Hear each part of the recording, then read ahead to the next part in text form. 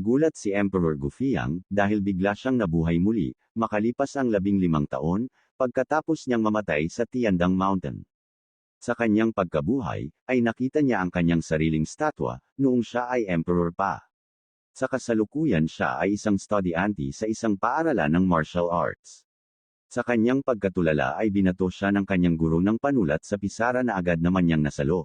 Sinundan ito ng tanong ng guro, na ilang klase ng paraan para makagawa ng ordinaryong Zuan weapon. Tulala pa rin ang ating bida, at imbis na sagutin ang tanong ay pinagnasahan pa niya ang katawan ng kanyang guro, at ikinumpara sa katawan ng isa sa 10 emperor, na si Red Lotus Empress. Sa kanyang pagsusuri ay napagtanto niya na ang kanyang guro ay isa lamang 4th level martial realm, na para sa kanya ay masyadong mahina. Nagulat ang guro nang maramdaman niyang nagawang sukatin ni Li Yunxiao ang kanyang lakas, kahit na ito ay estudyante pa lamang. Hindi na niya ito pinansin, at nagpatuloy sa kanyang tanong na kung ilan ang paraan sa paggawa ng ordinaryong Zuan weapon. Sa isip-isip ng ating bida ay isa itong pangbatang tanong, para sa kanya, sapagkat siya ay isang 9th class refiner noong emperor pa siya.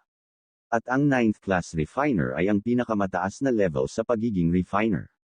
Sinagot siya ni Li Yunxiao na mayroon 48 na klase ng paraan para makalikha ng Zuan weapon. Nagulat ang guro, ngunit nagtawanan naman ang kanyang mga kaklase, sapagkat nakasaad sa libro na kanilang inaaral, na maroon lamang na 36 na klase ng paraan sa paglikha ng Zuan weapon, ayon sa samalat ng libro na si Master Yang Di na kilalang expert sa paglikha ng mga weapon. Sumagot si Li Yunxiao na may pagtatanong at tinawag pa niyang bata si Yang Di dahil nakalimutan nito ang tinuro sa kanya ni Gufei ang nakaragdagang 12 paraan para makalikha ng Zuan weapon. Nagtawanan ulit ang mga kaklase niya, at sinabihan pa siyang nababaliw. Sumigaw ang guro, at pinatahimik ang mga estudyanteng nagtawanan. Pinaliwanag niya na si Emperor Gufeiyang ay hindi lamang ay katlo sa pinakamalakas na emperor kundi isa ring 9th class refiner, at totoo ang sinabi ni Li Yunxiao na may 12 pang paraan para makalikha ng Zuan weapon, bukod sa 36 na nakasulat sa libro ni Master Yang Di, subalit hindi na ito isinulat pa ni Master Yang Di, sapagkat kakaiba ang 12 paraan na ito, at hindi basta-basta kayang gawin ng kung sino mang ordinaryong refiner. Natahimik ang lahat dahil tama ang sinagot ni Li Yunxiao na kilala sa pagiging mahina sa klase. Pinasag ng guro ang katahimikan, at sinabihan si Li Yunxiao na wag lumaki ang ulo nito, dahil lamang nakasagot siya ng tama. Nagtanong ulit ang guro ng isang mahirap na tanong, at kapag nasagot ito ni Li Yunxiao, ay pahihintulutan niya itong kahit hindi na pumasok sa kanyang klase, at ipapasa niya na lamang ito. Ang tanong ng guro ay bakit kailangan lagyan ng sky crystal sand ang proseso ng paglikha ng weapon. Nagulat ang lahat dahil ang tanong ay mahirap sagutin, ngunit para kay Li Yunxiao ay madali lang ito. Sumagot si Li Yunxiao na ang crystal sand ay hindi naman daw talaga kailangan, pero naging kailangan na daw ito, dahil hindi magawa ng mga ordinaryong refiner ang pagsama-samahin ang mga kasangkapan sa paglikha.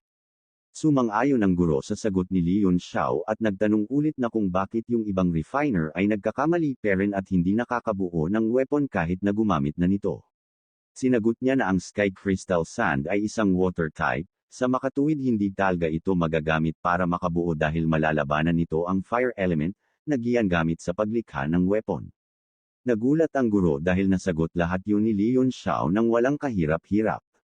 Nag-walk out ang guro at nagsabi bago umalis, na gusto niyang makausap si Li Yunxiao pagkatapos ng klase.